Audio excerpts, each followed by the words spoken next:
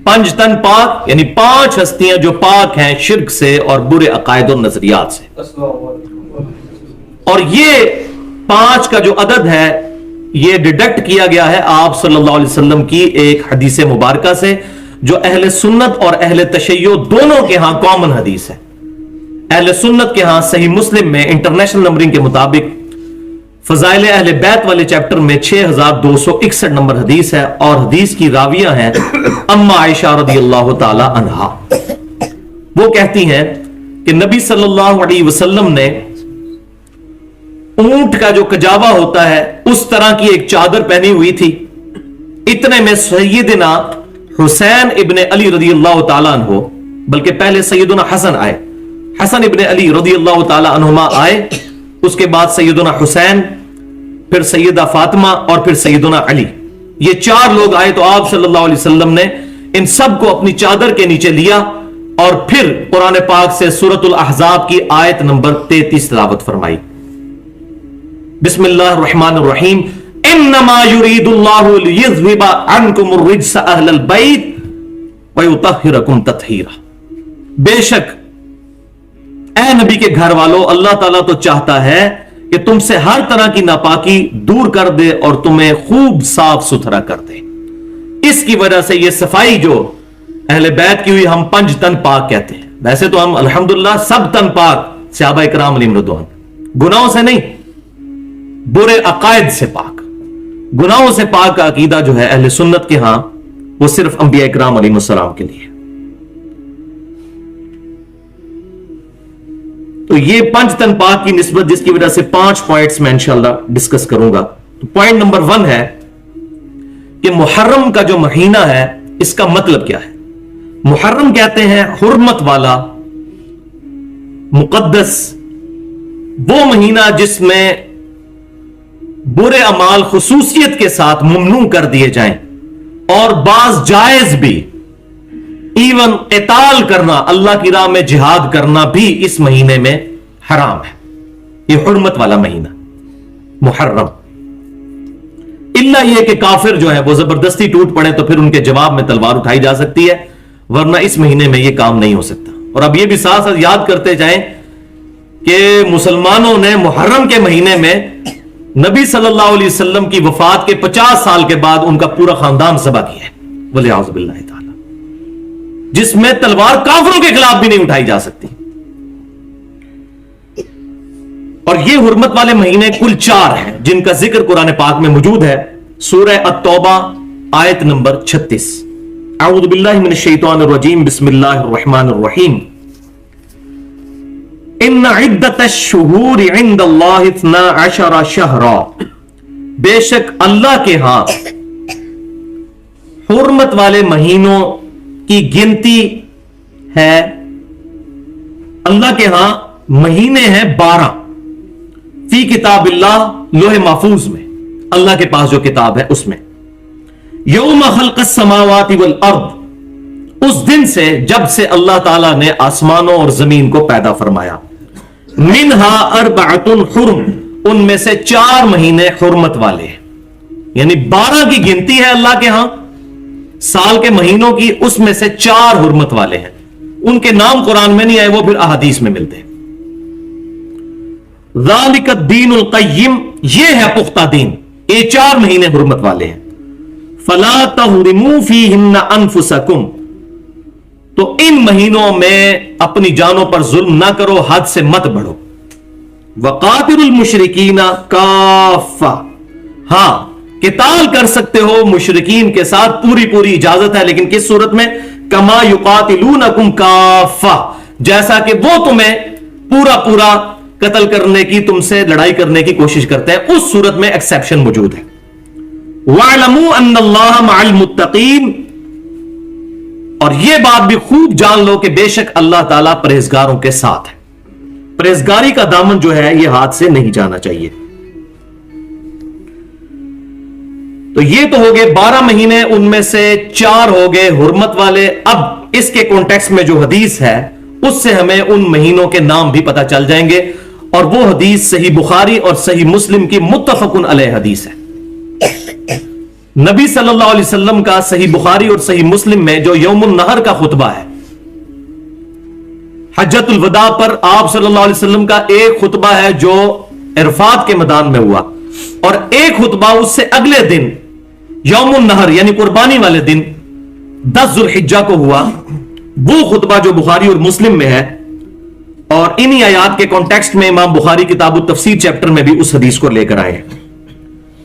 اس کے الفاظ یہ ہیں کہ آپ صلی اللہ علیہ وسلم نے فرمایا کہ زمانہ گھوم پھر کر پھر اسی جگہ پر آ گیا ہے جس پر اللہ تبارک و تعالی نے زمین و آسمان کو پیدا فرمایا تھا، کہ سال کے 12 مہینے ہیں اور ان میں سے 4 حرمت والے ہیں۔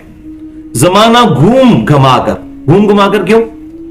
مشرکین نے جب اپنے دشمنوں سے لڑنا ہوتا تھا تو ان کے ہاں بھی یہ 4 مہینے حرمت والے تھے، لیکن وہ شریعت میں تبدیلی کر دیتے تھے، جو ٹوٹی پھوٹی ابراہیم علیہ السلام کی شریعت وہاں پر چل رہی تھی۔ وہ کہتے تھے کہ اس دفعہ محرم کا مہینہ جو ہے نا وہ سفر والی جگہ پر چلا گیا اور سفر پہلے آ گیا تاکہ لڑائی کر لیں۔ جس طرح ہمارے بھی بعض اوقات علماء سو جو ہیں، جس کو ہم پنجابی میں کہا جاتا ہے کتا حلال کرنے کی کوشش کرتے ہیں، صحیح پنجابی میں اس کی ٹرانسلیشن ہو سکتی ہے شریعت کو بدلنے کی، یہ وہ کام کیا کرتے تھے۔ تو اللہ تعالیٰ نے بھی فرمایا اس آیت میں ذالک الدین القیم، کہ یہی پختہ راستہ ہے جو بتا دیا گیا، اس میں تبدیلی نہ کرو۔ اور نبی صلی اللہ علیہ وسلم کی بعثت کی برکت سے اللہ تعالیٰ نے وہ جتنے بھی ایرر کنٹینیوسلی ہوتے رہے کہ ہر سال وہ تبدیل کر دیتے تھے، کرتے کرتے جس دن آپ صلی اللہ علیہ وسلم نے یوم النہر کا خطبہ دیا تو آپ صلی اللہ علیہ وسلم نے فرمایا کہ اب بائی چانس ہی وہ ساری کی ساری چیزیں اتنی زیادہ دفعہ تبدیل ہوئی ہیں کہ اپنی اصلی جگہ پر آ گئی ہیں، اب کوئی اس کو تبدیل نہ کرے۔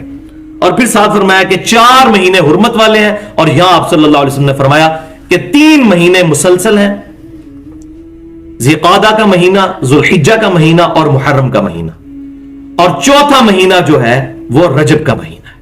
یہ 4 مہینے حرمت والے ہیں، عزت والے ہیں، مقدس ہیں۔ اور یہ خطبہ پھر آگے کافی لمبا چلتا ہے، اس میں یہ بھی الفاظ موجود ہے کہ آپ صلی اللہ علیہ وسلم نے فرمایا کہ بے شک تمہاری جانیں اور تمہارے مال اور تمہاری عزتیں ایک دوسرے پر اسی طریقے سے حرام ہیں جس طرح کہ یہ مہینہ ذو الحجہ کا اور یہ شہر مکہ اور آج کا دن اللہ کے نزدیک حرمت والا ہے، یوم النہر قربانی والا دن، بالکل اس طریقے سے تمہاری آپس میں تمہاری جانیں، مال اور عزتیں ایک دوسرے پر حرام ہیں۔ اور پھر اسی میں آپ صلی اللہ علیہ وسلم نے فرمایا کیا تم اس بات کی گواہی دو گے قیامت والے دن کہ میں نے اپنے رب کا پیغام تمہارے تک پہنچا دیا؟ تو سب نے کہا کہ بلا یا رسول اللہ، کیوں نہیں یا رسول اللہ، گواہی دیں گے۔ پھر آپ صلی اللہ علیہ وسلم نے فرمایا، اللہ کی بارگاہ میں عرض کی اے اللہ گواہ رہنا، اور پھر آپ صلی اللہ علیہ وسلم نے فرمایا کہ اب جو یہاں موجود ہیں ان کی رسپانسبلٹی ہے کہ اس دین کو دوسرے لوگوں تک پہنچا دیں۔ بھائیو، اہل سنت کہلوانے والے تینوں گروہ، بریلوی، دیوبندی اور سلفی یعنی اہل حدیث اور اہل تشیع بھی، ان کا اس بات پر اجماع ہے کہ سیدنا عمر فاروق رضی اللہ تعالیٰ عنہ کے مبارک دور میں سیدنا علی رضی اللہ تعالیٰ عنہ کے مشورے سے یہ بات طے پائی کہ اسلامی سال ہجرت سے شروع ہوگا۔ آپ صلی اللہ علیہ وسلم نے جو ہجرت فرمائی، اور اسلامی مہینہ جو ہے یہ سجیسٹ کیا گیا سیدنا عثمان غنی رضی اللہ تعالیٰ عنہ کی طرف سے کہ محرم کا مہینہ، اسلامی مہینہ جو ہے اس سے سٹارٹ کیا جائے اسلامی سال کو۔ اور یہ جو محرم کا مہینہ یہ کس لیے کہ یہ اللہ کا مہینہ ہے، اور وہی اگلا پوائنٹ ہے، پوائنٹ نمبر 2۔ صحیح مسلم میں انٹرنیشنل نمبرنگ کے مطابق 2755 نمبر حدیث ہے کہ آپ صلی اللہ علیہ وسلم نے فرمایا کہ رمضان المبارک کے بعد سب سے افضل روزے اللہ کے مہینے کے روزے ہیں، اور وہ محرم کا مہینہ ہے۔ تو محرم کا مہینہ اللہ کا مہینہ ہے، ویسے تو سارے ہی اللہ کے ہیں، لیکن اس کو خالصتاً اللہ نے اپنے ساتھ نسبت دی ہے، جیسا کہ دنیا کی تمام مسجدیں اللہ ہی کے گھر ہیں، لیکن بیت اللہ شریف کو ایک خاص اہمیت حاصل ہے۔ تو محرم الحرام چونکہ اللہ کا مہینہ ہے، اس وجہ سے سیدنا عمر کے دور میں یہ طے پایا کہ ہجرت والے سال سے سن ہجری کا آغاز کیا جائے اور محرم کو پہلا مہینہ جو ہے یہ رکھا جائے۔ اور और इस मुहर्रम के महीने में भी खुसूसन आशूरा का जो दिन है, ये आशूरा कहते हैं 10 तारीख को, और ये आशूरा का लफ्ज सही बुखारी और सही मुस्लिम में मौजूद है। ये कोई अहले तशय्यो की डिवाइस की भी टर्म नहीं है, ये अहले सुन्नत अहले तशय्यो दोनों के हाथ आप सल्लल्लाहु अलैहि वसल्लम के मुबारक रेफरेंस से ही बात मिलती है कि आशूरा का जो दिन है 10 मुहर्रमुल हराम का दिन, ये पर्टिकुलर इस्लाम से पहले भी बड़ी इज्जत वाला दिन समझा जाता था। और सही बुखारी और सही मुस्लिम में कम अज कम 50 अहादीस मौजूद है आशूरा के दिन के बारे में। सिर्फ तकरीबन 25 अहादीस सही बुखारी में है और तकरीबन 30 के करीब जो है वो सही मुस्लिम में, और वो दोनों ही तकरीबन मुत्तफकुन अलैह हैं सिवाय एक दो के, यानी ऐसी हैं जो कॉमन है, बुखारी में भी मौजूद और मुस्लिम में भी मौजूद। चुनांचे उन्हीं में से एक हदीस जो सही बुखारी और सही मुस्लिम की मुत्तफकुन अलैह हदीस है। अम्मा आयशा रदियल्लाहु ताला अन्हा कहती हैं कि कुरैश में भी आशूरा का दिन जो है इसका रोजा राइज था पहले से ही। तो आप सल्लल्लाहु अलैहि वसल्लम ने सहाबा इकराम अलैहिम रिदवान को यह हुक्म फरमाया कि वो 10 मुहर्रम का रोजा रखें। लेकिन जब रमजानुल मुबारक का महीने के रोजे फर्ज हो गए तो आप सल्लल्लाहु अलैहि वसल्लम ने फिर इजाजत दे दी कि जिसकी मर्जी 10 मुहर्रम का रोजा रखे, जिसकी मर्जी ना रखे, यानी फिर एज एन ऑब्लिगेशन ये रोजा नहीं रहा, ये ऑप्शनल बन गया। एक और हदीस जो सही बुखारी और सही मुस्लिम की मुत्तफकुन अलैह हदीस है, इब्ने अब्बास रदियल्लाहु ताला अन्हुमा कहते हैं कि जब आप सल्लल्लाहु अलैहि वसल्लम हिजरत करके मक्के से मदीने आए, हिजरत से पहले भी ये सहाबा रोजा रख रहे थे, हिजरत करके जब मक्के से मदीने आए तो आप सल्लल्लाहु अलैहि वसल्लम ने यह चीज ऑब्जर्व की कि जो यहूदी हैं वो 10 मुहर्रमुल हराम का रोजा रखते हैं। तो पूछा उनसे कि तुम लोग ये रोजा क्यों रखते हो? तो आप सल्लल्लाहु अलैहि वसल्लम को ये बात बताई गई कि 10 मुहर्रम वाले दिन अल्लाह ताला ने सैयदना मूसा अलैहिस्सलाम को फिरौन से निजात दी थी और फिरौनी लश्कर डुबो दिया गया था मूसा अलैहिस्सलाम के मुकाबले पर। तो उन्होंने कहा, एक हदीस में अल्फाज है कि हम इस दिन को ईद के तौर पर मनाते हैं, दूसरी हदीस में अल्फाज है कि हम इस दिन की ताजीम करते हैं, और तीसरी हदीस में अल्फाज है कि ये अल्लाह का दिन है। और जाहिर है कि जितने बड़े बड़े दिन हैं उनको भी अय्यामुल्लाह कुरान में भी कहा गया है कि ये अल्लाह के दिन है। तो हम इसकी खुशी में 10 मुहर्रम का रोजा रखते हैं। तो आप सल्लल्लाहु अलैहि वसल्लम ने फरमाया कि हम तुमसे ज्यादा हकदार हैं इस बात के कि हम इस दिन का रोजा रखें, क्योंकि हम मूसा अलैहिस्सलाम के ज्यादा करीब हैं बनिस्बत तुम्हारे। तुम तो टेम्पर्ड दीन को फॉलो कर रहे हो, हम तो उसी दीन की कंटिन्यूएशन को लेकर चल रहे हैं। तो फिर आपने सल्लल्लाहु अलैहि वसल्लम सहाबा इकराम को इस बात का हुक्म दिया कि 10 मुहर्रमुल हराम का रोजा रखा जाए। बल्कि सही मुस्लिम में इंटरनेशनल नंबरिंग के मुताबिक 2746 नंबर हदीस है कि आप सल्लल्लाहु अलैहि वसल्लम ने फरमाया कि आशूरा का रोजा मैं अल्लाह से उम्मीद करता हूं कि तुम्हारे 1 साल गुज़श्ता के गुनाहों का कफारा बन जाएगा। आशूरा का रोजा, इसीलिए जब ये 10 मुहर्रम आने वाली थी तो हमने भाइयों को SMS के जरिए आगाह कर दिया था कि इसके रोजे का एहतमाम करें। और सही मुस्लिम में एक और हदीस है इंटरनेशनल नंबरिंग के मुताबिक 2666 नंबर कि सहाबा ने अर्ज की कि अल्लाह के रसूल सल्लल्लाहु अलैहि वसल्लम, ये तो यहूद व नसारा का दिन है कि वो खुशी के तौर पर मनाते हैं 10 मुहर्रमुल हराम को, क्योंकि नसारा भी मूसा अलैहिस्सलाम को तो मानते थे, यहूदी तो पर्टिकुलर मानते थे। तो आप सल्लल्लाहु अलैहि वसल्लम तो हमें यहूद व नसारा की मुखालफत का हुक्म देते हैं, तो ये तो उनके साथ मुशाबिहत हो जाएगी। तो फिर आप सल्लल्लाहु अलैहि वसल्लम ने फरमाया कि मैं अगर अगले साल जिंदा रहा तो 9 का रोजा रखूंगा। किस तारीख का? 9 का। अब यही अल्फाज है सही मुस्लिम के अंदर, लेकिन इसमें जब भी अहले सुन्नत इस हदीस को ट्रांसलेट करते हैं तो ब्रैकेट में लिख देते हैं 9 का भी रखूंगा। वो क्यों? वो फहम है इस हदीस के रावी का सैयदना इब्ने अब्बास रदियल्लाहु ताला अन्हुमा। वैसे एक ज़ईफ हदीस भी मौजूद है जामिया तिर्मिज़ी के अंदर इंटरनेशनल नंबरिंग के मुताबिक 755। शेख अलबानी अपने मनहज की गलती की वजह से उस हदीस को सही कहते हैं। है वो हदीस ज़ईफ क्योंकि उसमें हसन बसरी मुदल्लिस हैं और अन से रवायत कर रहे हैं, और मुदल्लिस की अन वाली रवायत ज़ईफ होती है जब तक कि समा की तसरीह ना हो। लेकिन उस हदीस के तहत इमाम तिर्मिज़ी रहमतुल्लाह अलैह ने सलफ का मनहज भी लिख दिया कि सैयदना इब्ने अब्बास रदियल्लाहु ताला अन्हु जो इस हदीस के रावी हैं कि अगले साल जिंदा रहा तो 9 का रोजा रखूंगा, वो कहा करते थे कि 2 रोजे रखो, 9 का भी और 10 का भी। اور یہ قول جو ہے امام ترمذی نے بھی نقل کیا اور صحیح سند کے ساتھ سنن الکبری البیہقی میں جلد 4 اور صفحہ 287 پر بھی موجود ہے پوری سند کے ساتھ الحمدللہ. لہذا راوی حدیث کا یہ فہم ہے کہ 9 اور 10 دونوں روزے رکھے جائیں گے تو تب یہود و نصارہ کی بھی مخالفت ہوگی اور عاشورہ کے روزے کا بھی پرفیکٹ جو ہے وہ ثواب ملے گا.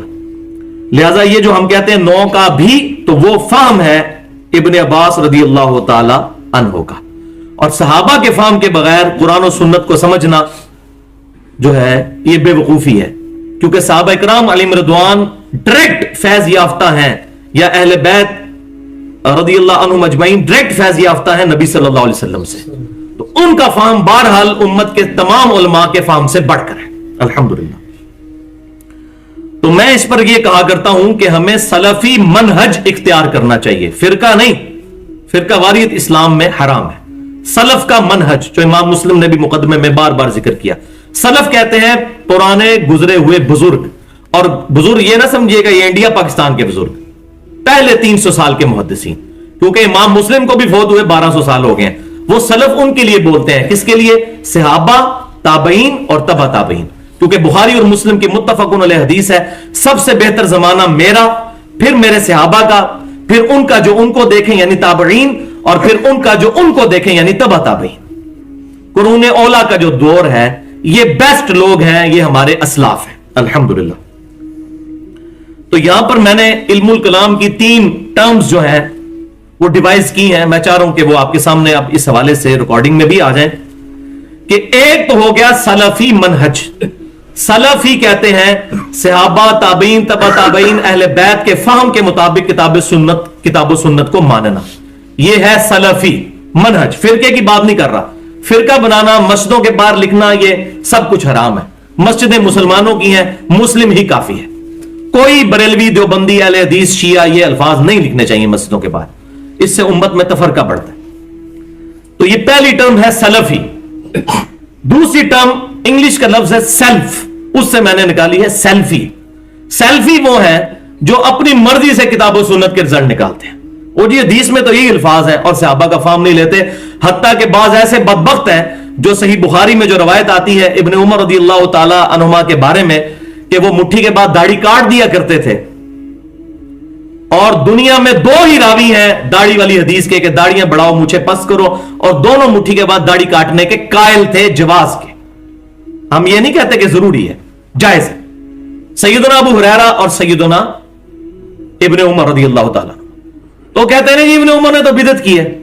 تو یہ سلفی نہیں ہے, ان کو سیلفی کہا کریں.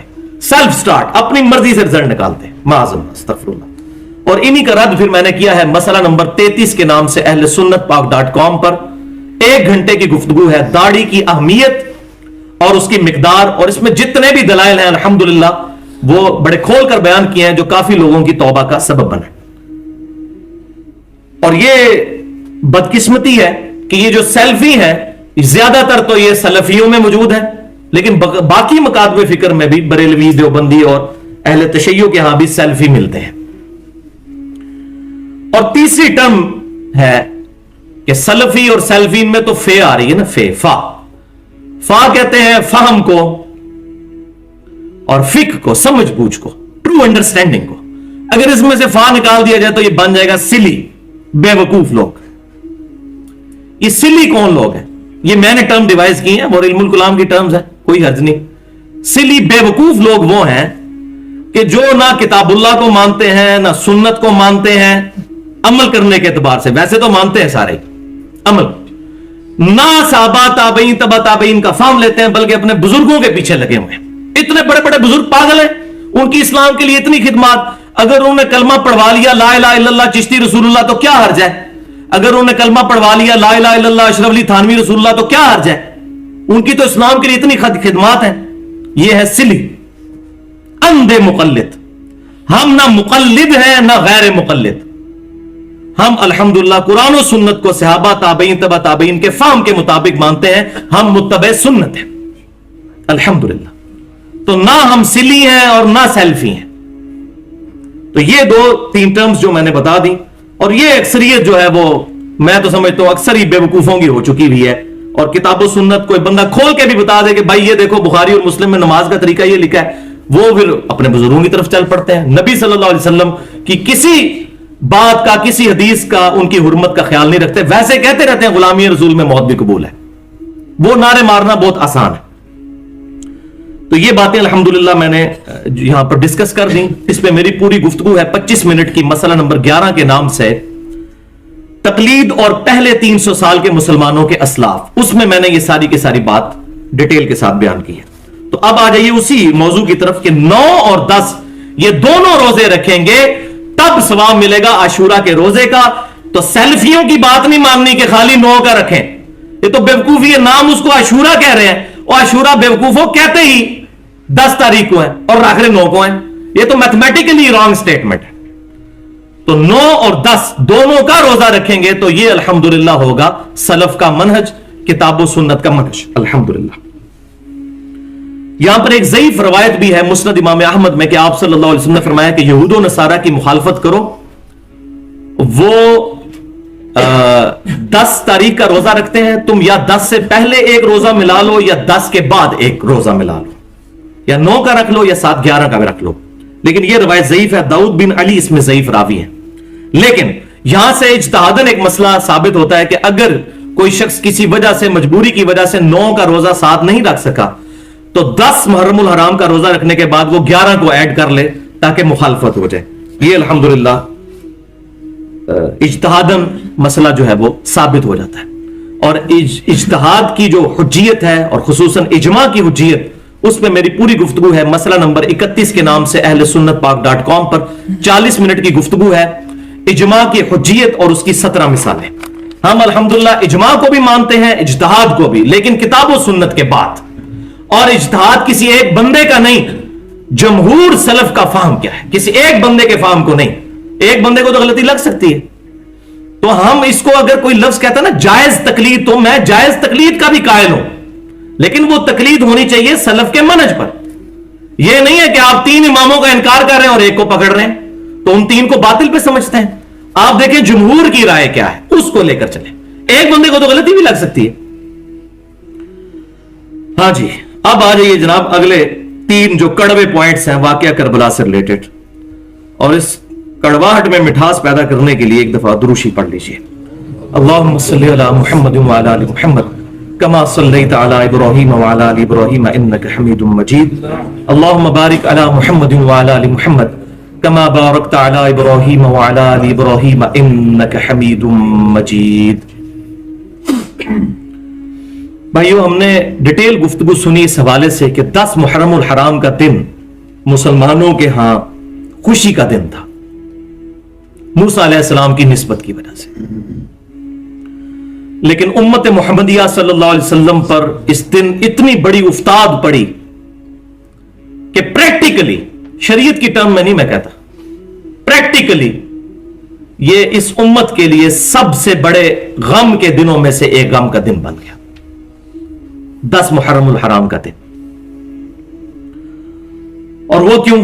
امام کائنات سید الاولین والآخرین شفیع المذنبین رحمت للعالمین سیدنا و مولانا امام اعظم محمد الرسول اللہ صلی اللہ علیہ وآلہ وسلم کے نواسا اور نوجوانان جنت کے سردار سیدنا حسین ابن علی رضی اللہ تعالی عنہما کی مظلومانہ شہادت مسلمانوں کے ہاتھوں 61 ہجری میں، جبکہ نبی صلی اللہ علیہ وسلم کو دنیا سے تشریف لے گئے جسٹ 50 سال گزرے تھے.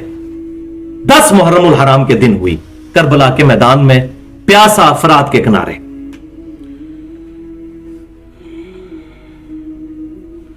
اور اس واقعے نے پھر امت کو 2 ٹکڑے کر دیا، اہل سنت اور اہل تشیع. اور پھر اہل تشیع میں بھی ایگزیجریشن ہوتی چلی گئی اور اب تو پریکٹیکلی رافضی بن چکے ہیں.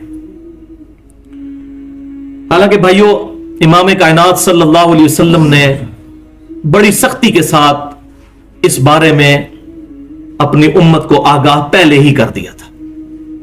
غدیر خم کی حدیث میں، جو اہل سنت اور اہل تشیع کے ہاں کامن حدیث ہے، جو ہمارے منہج پہ بھی لکھی ہوئی ہے. اہل سنت پاک .com کھولیں، فرنٹ پیج پہ وہ حدیث لگی ہوئی ہے. اہل سنت اہل تشیع دونوں کے ہاں یہ کامن حدیث ہے، اور اہل سنت کے ہاں صحیح مسلم میں انٹرنیشنل نمبرنگ کے مطابق 4 طرق اس کے امام مسلم لے کر آئے ہیں، 6225، 6226، 6227، 6228۔ زید ابن ارقم رضی اللہ تعالیٰ عنہ کہتے ہیں کہ آپ صلی اللہ علیہ وسلم اپنے حجۃ الوداع سے واپس آ رہے تھے، مکے اور مدینے کے درمیان ایک گاؤں غدیر خم، اس پر آپ صلی اللہ علیہ وسلم نے ایک کریٹیکل خطبہ دیا، اور یہ دیکھیں یہ خطبہ سپر سیڈ کر رہا ہے حجۃ الوداع کے خطبے کو بھی۔ آپ صلی اللہ علیہ وسلم کے الفاظ ہی بڑے کنکلوڈنگ سے ہیں، جیسے آپ صلی اللہ علیہ وسلم دنیا سے تشریف لے جانے والے ہیں۔ صحیح مسلم کے الفاظ میں پڑھ کے سناتا ہوں۔ اے لوگوں آگاہ ہو جاؤ، میں بھی ایک انسان ہوں، قریب ہے کہ اللہ کا قاصد یعنی موت کا فرشتہ میرے پاس آئے اور میں اس کی دعوت قبول کر لوں۔ میں اپنے بعد تم میں 2 بھاری چیزیں چھوڑ کر جا رہا ہوں، ان میں سے پہلی چیز اللہ کی کتاب ہے، اس میں ہدایت ہے، اس میں نور ہے، تم اللہ کی کتاب کو پکڑو، اپنا تعلق اس کتاب کے ساتھ مضبوط کرو۔ اللہ کی کتاب اللہ کی رسی ہے، جو اس کو پکڑے گا ہدایت پر ہوگا، جو اس کو چھوڑ دے گا گمراہ ہو جائے گا۔ وَاعْتَصِمُوا بِحَبْلِ اللَّهِ جَمِيعًا وَلَا تَفَرَّقُوا، سورہ آل عمران آیت نمبر 103۔ اللہ کی رسی کو مضبوطی سے پکڑ لو اور فرقہ واریت میں مت بٹو۔ یہ مسلمانوں کو خطاب ہے، کافروں کو نہیں۔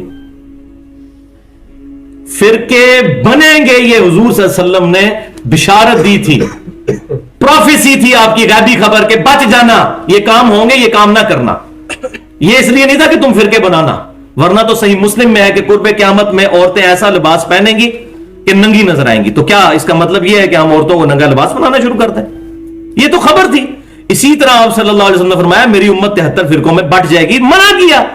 اور بھائیوں یہ کیسے ہو سکتا ہے قرآن کہہ رہا ہو کہ فرقہ واریت میں مت پڑو اور حضور کہیں کہ تم فرقے بناؤ؟ بالکل غلط انٹرپریٹیشن مولویوں نے اپنی روٹی چلانے کے لیے کی ہے، اور پھر ایک فرقہ کہتا ہے باقی سارے دوست کی ہیں، بس یہ جو ہے وہ جو حق پر ہے۔ یہ روٹی کا سارا معاملہ ہے، فتنہ ہی سارا روٹی کا۔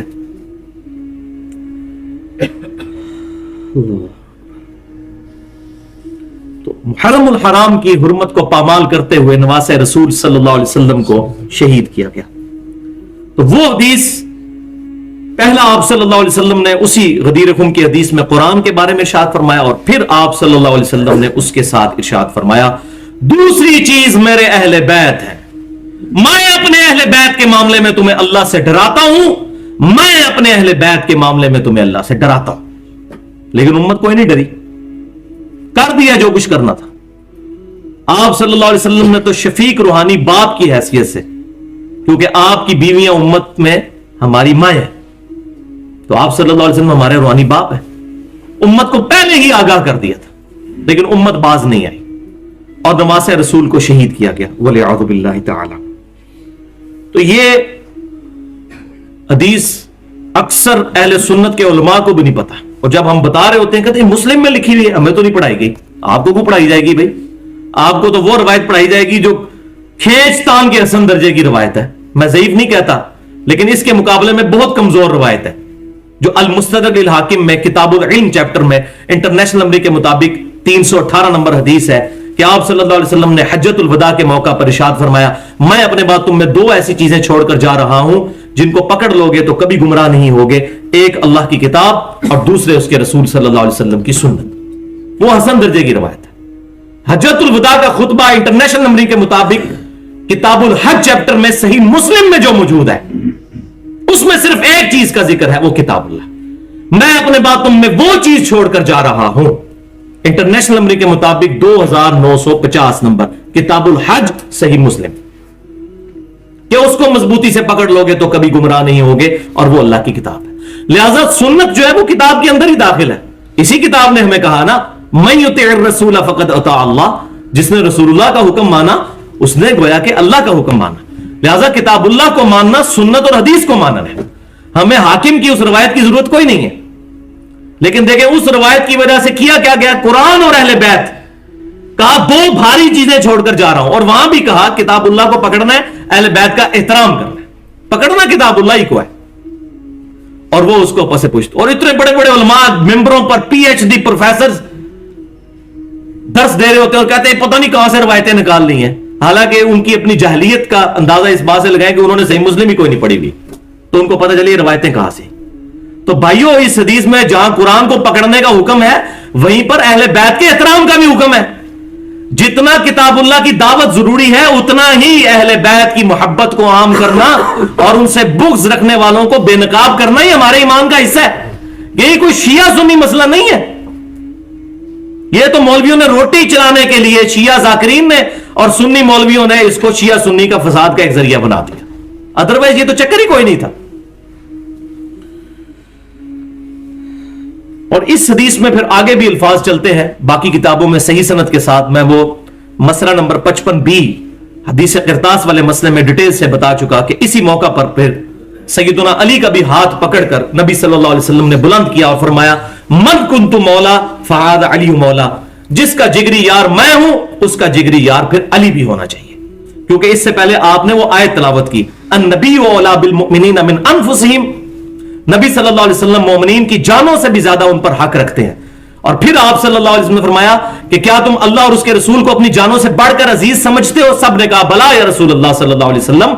تو پھر آپ صلی اللہ علیہ وسلم نے فرمایا کہ من کنت مولا فہذا علی مولا ہو، تو پھر جو مجھے جگری یار رکھتا ہے تو علی سے بھی جگری محبت کرے۔ یہ کئی کتابوں میں یہ حدیث جو ہے وہ آگے چلتی ہے صحیح سند کے ساتھ، اس میں نے پورے حوالے دیے ہیں، آج ٹاپک نہیں، اگلی دفعہ انشاءاللہ میں سیدنا حسین کے فضائل کے چیپٹر میں اس کے پورے ریفرنسز بھی انشاءاللہ بیان کر دوں گا۔ تو مولا کا مطلب جگری یار، مشکل کشا نہیں، غائب میں مدد مانگنا، دعا کے لیے پکارنا، یہ خالصتاً اللہ کے ساتھ خاص ہے۔ ایاک نعبد و ایاک نستعین، اے اللہ ہم صرف تیری عبادت کرتے ہیں اور غائب میں مدد کے لیے صرف تجھی کو پکارتے ہیں۔ یہ بھائیوں جھگڑا ہی نہیں ہے کہ سیدنا علی کو اختیار ہے یا نہیں، شیخ عبد القادر جیلانی کو اختیار ہے یا نہیں، ان کو اختیار دیا بھی ہو اللہ نے، تب بھی اللہ کے علاوہ کسی بھی اور ہستی سے دعا کرنا عبادت کی ایک شکل ہے، اور اللہ کے علاوہ کسی کی عبادت کرنا خالصتاً شرک اور ناقابل معافی گناہ ہے۔ اسی لیے کہا گیا ایاک نعبد، اے اللہ ہم صرف تیری عبادت کرتے ہیں، و ایاک نستعین، اور عبادت کی اعلیٰ ترین شکل یعنی غائب میں مدد کے لیے پکارنا صرف تجھی کو پکارتے ہیں۔ اس میں میری ڈیٹیل کے ساتھ گفتگو ہے اہل سنت پاک .com پر، 2 گھنٹے کی، مسئلہ نمبر 3 کے نام سے دعا صرف اللہ ہی سے، اور ریسرچ پیپر بھی ہے 8 صفحات پر اہل سنت پاک .com پر، ریسرچ پیپر نمبر 3 دعا صرف اللہ ہی سے۔ اور پھر اسی کی ایکسٹینشن کے طور پر میں نے 1.5 گھنٹے کی گفتگو کی ہے مسئلہ نمبر 43 کے نام سے توسل اور وسیلہ کے صحیح احکام و مسائل، کہ کون سا توسل اور کون سا وسیلہ جائز ہے اور کون سا ناجائز ہے، اس میں نے ڈیٹیل کے ساتھ الحمدللہ یہ چیزیں ریزالو کی ہیں، اور الحمدللہ اس کی وجہ سے کئی لوگوں نے حق بات قبول کی ہے الحمدللہ۔ جو مولویوں نے جن کا دماغ خراب کر دیا ہے اور بات سننے نہیں دیتے ان کا معاملہ الگ ہے، باقی جن لوگوں کی قسمت میں ہدایت ہے انشاءاللہ ان کو اللہ تعالیٰ خود حق بات تک پہنچا دیتا ہے۔ اب بھائیو، یہاں پر اسی پوائنٹ کے کانٹیکسٹ میں ایک بات یاد رکھیے کہ یزید کوئی آسمان سے نازل ہو کر آ کر تو تخت پہ نہیں بیٹھ گیا، یہ بہت بڑا دھوکہ دیا جا رہا ہے ٹی وی کے اوپر بھی کہ پتہ نہیں یزید کوئی اوپر سے نازل ہو کے تو آ کے بیٹھ گیا تھا کسی تخت پہ، اور اس کی وجہ کیا ہے؟ اگر اس کو ایکسپلور کریں گے تو پھر اور لوگوں کے نام بھی آئیں گے اور پھر اپنا فرقے کا نقصان ہوگا۔ تو یزید کوئی تخت پہ اللہ تعالیٰ نے نہیں اس کو اوپر سے پکڑ کے بٹھا دیا، ایک پورا سسٹم تھا جو نبی صلی اللہ علیہ وسلم کی وفات کے تقریباً 20 سے 30 سال کے دوران ایک گریجولی ڈیویشن آنا شروع ہوئی، جس کا اینڈ رزلٹ یہ بنا کہ 60 ہجری میں یزید تخت پر آیا، وہ تو نمائندہ بن کے آیا اس بگڑے ہوئے سسٹم کا۔ اب مجھے بتائیں دجال ڈائریکٹ آئے گا؟ ایک پورا دجالی سسٹم ہوگا جو دجال کو ویلکم کہے گا کہ آئیے جی آپ ہی ہمارے لیڈر ہیں، ورنہ اکیلا دجال آگے کیا کرے گا؟ اسی طریقے سے یزید جب حکمران بنا تو ایک پورا سسٹم ہے پیچھے، پوری ایک سمجھے کہ 30 سال کی 25 سے 30 سال کی ایک ڈیویشن ہے، جب جا کے 60 ہجری کے اندر اس بدماش نے حکومت سنبھال لی۔ تو میرے ناقص علم کے مطابق واقعہ کربلا کے اسباب کے کانٹیکسٹ میں اس امت تک جس بندے نے ट्रुथ रिवील्ड किया है, सच्चाई खोलकर उरिया करके नंगी करके बताई है एक आम फहम बंदे तक। उम्मत पूरी पे एहसान है उस बंदे का। 1400 साल में इस तरह की मेहनत की यूनिक मिसाल किसी और की नहीं मिलती, और वो है मौलाना मौदूदी रहमतुल्लाह अलैह, अल मुतवफ़ा 1979 ईस्वी। अल्लाह ताला बहसीत इंसान उनसे जो गलतियां हुई वो माफ करें, लेकिन अल्हम्दुलिल्लाह इस हवाले से जो उनकी खिदमत है, वो एक मुनसिफ मिजाज बंदा जब उनकी उस खिदमत को पढ़ता है तो उनकी तारीफ किए बगैर नहीं रह सकता। और वो उनकी किताब है खिलाफत और मलूकियत। मैं इसको कहता हूं ये इल्मी एटम बम है, और ये मौलाना मौदूदी रहमतुल्लाह अलैह के हिस्से में आई खिदमत। जो डॉक्टर इकबाल ने सबसे पहले सदियों की गिरावट के बाद उम्मत को यह सबक दिया कि मुल्ला को जो है हिंद में सजदे की इजाजत, नादां ये समझता है कि दीन है आजाद, सेकुलरिज्म को दीन समझता है। नमाजें तो हमें अमेरिका वाले भी पढ़ने से नहीं रोकते हैं, तबलीग करने से भी नहीं रोकेंगे। आप बिस्तरे उठा के, लोटे उठा के जाए वहां नमाजें पढ़ें, लेकिन जैसे ही आप उनको कहेंगे ना कि ये बातिल का निजाम गलत है, हुसैन बनने की कोशिश करेंगे, आपका घाटा उतर जाएगा।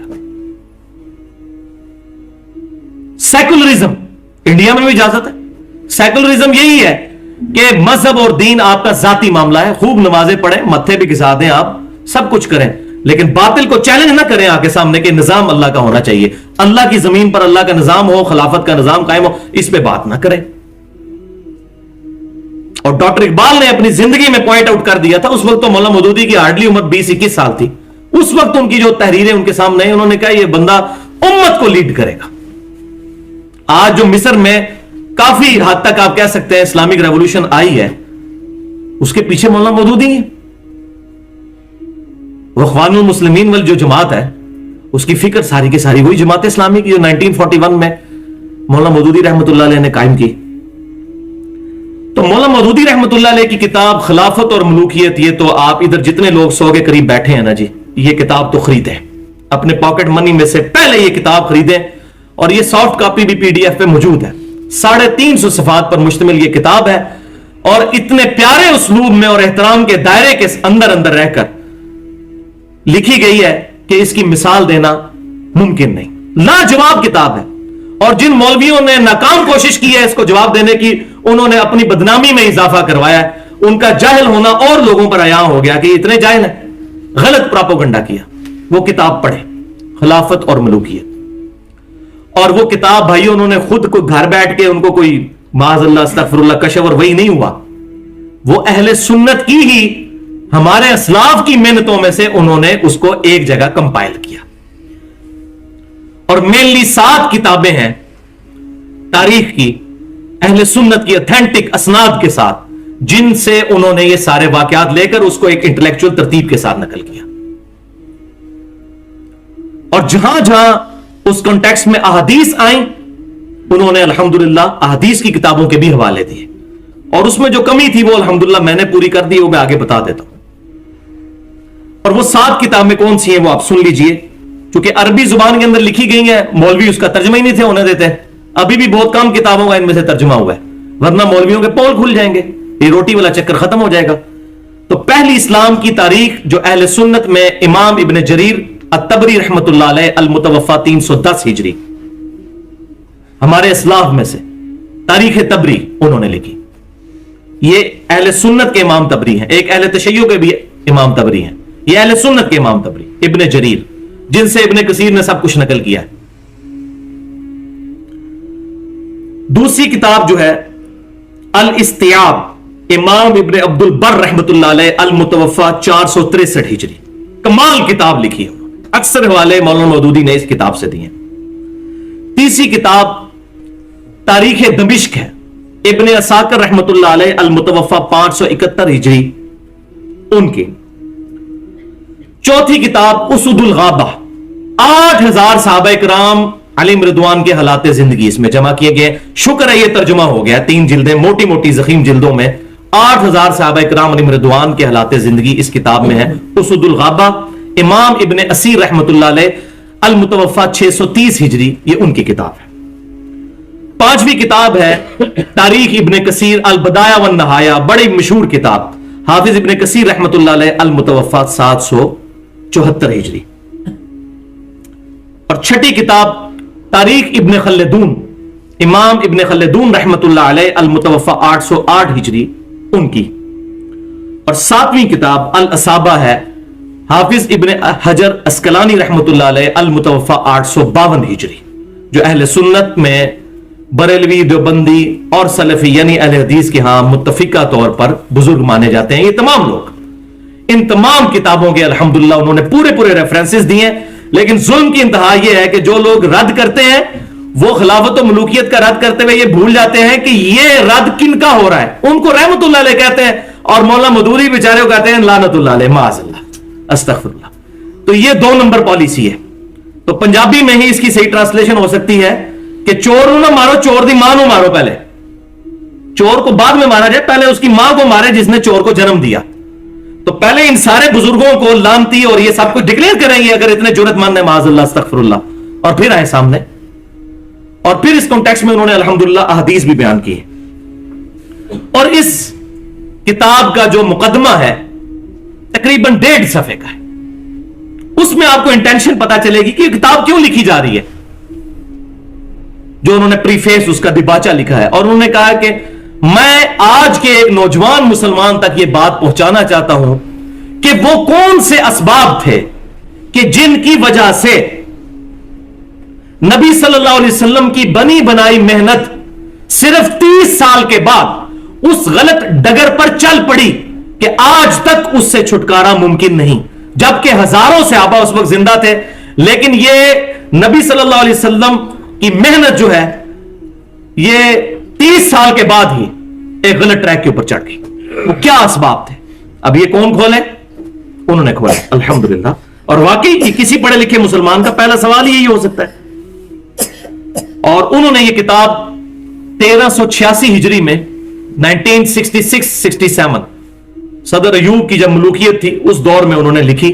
جب لوگوں نے کہا کہ جی یہ دیکھیں جی، اس کو بھی یہ مولوی سارے امیر المومنین ڈکلیئر کر رہے تھے، تو انہوں نے کہا دیکھیں جی یزید کو بھی تو مانا ہوا ہے اور ان سے پہلے بھی اور بعد میں بھی اتنے بڑے بادشاہوں کو قبول کیا امت نے، تو صدر ایوب میں کون سی برائی موجود ہے؟ تو پھر مولا مودودی نے کتاب لکھی کہ حسین کدھر گیا؟ حسین بھی تو ہے نا. پھر انہوں نے مجبوراً یہ کتاب لکھ کے امت کو حق ننگا کر کے بتا دیا.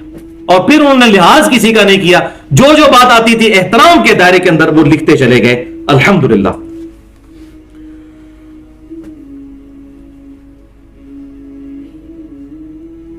مولانا مودودی رحمت اللہ علیہ کی یہ کتاب خلافت اور ملوکیت میں نے 2012 اسی سال جون میں پڑھی. لیکن واللہ یہ جو کتاب ہے اس کو پڑھنے سے پہلے ہی میں پچھلے سال یہیں پر 14 اور 15 محرم الحرام 1433 ہجری کی درمیانی رات 10 دسمبر 2011 کو ایک لیکچر ریکارڈ کروا چکا تھا. مسئلہ نمبر 61 کے نام سے اہل سنت پاک.com پر وہ گفتگو اپلوڈ ہے. 2 گھنٹے اور 22 منٹ کی حسینیت اور یزیدیت کا تحقیقی جائزہ. یہ خلافت اور ملوکیت تو میں نے بعد میں پڑھی ہے، میں تو پہلے ہی کتاب و سنت کے ذریعے یہ ساری گیم سمجھ گیا تھا. یہ تو بعد میں جب لوگوں نے کہا کہ یہ تو فکر مودودیت پھیلا رہا ہے اور مجھے پتہ ہی نہیں تھا خلافت اور ملوکیت کے بارے میں، تو میں نے بعد میں پڑھی. پھر الحمدللہ مجھے سمجھ آئی کہ وہ کیوں کہہ رہے ہیں. جو بھی صحیح بات کرتا ہے اس پہ کوئی نہ کوئی ٹھپا لگا دو. کوئی توحید کی بات کرے تو کوئی یہ وہابی ہے، کوئی اہل بیت کی بات کرے اس کو یہ تو شیعہ ہو گیا، کوئی صحابہ کی بات کرے اس کو یہ دیوبندی ہو گیا، کوئی نبی صلی اللہ علیہ وسلم کی محبت کی بات کرے تو اس کو کوئی بریلوی ہو گیا. یہ مولویوں نے ٹوٹکے بنائے ہوئے ہیں اپنی دکانداری چلانے کی. یہ میں نے الحمدللہ 35 سال کی عمر میں یہ پورا یہ جو تجربہ ہے اس کے بعد میں آپ کو نچوڑ نکال کے بتا رہا ہوں ان مولویوں کا جو انہوں نے امت کے ساتھ ظلم کیا. تو وہ جب لیکچر ریکارڈ ہوا اور وہ الحمدللہ اہل سنت پاک.com پر رکھا ہوا ہے، اس کے بعد سے جو ہے نا ایک ساری طرف جو ہے وہ ہلچل مچنا شروع ہوگی. اس میں نے واقعہ کربلا کے وجوہات کیا تھیں اور یہ پوری ڈیٹیلز میں نے اس میں بتائی ہیں. آج ٹائم نہیں کہ میں ان چیزوں کو ایڈریس کروں، اس کی وجہ یہ ہے کہ پھر بار بار ریپیٹیشن ہوتی ہے. آج میں نئی باتیں کرنا چاہتا ہوں تاکہ یہ چیزیں اس کے ساتھ ایڈ ہو جائیں، جس کو شوق ہو تو وہ اس کو بھی سن سکتا ہے. بلکہ انشاءاللہ تعالی جو کتاب و سنت کے منہج کے لوگ ہیں، جو صحیح الاسناد حدیث کو حجت مانتے ہیں، ان کے لیے وہ بڑی اچھی محنت ہے الحمدللہ.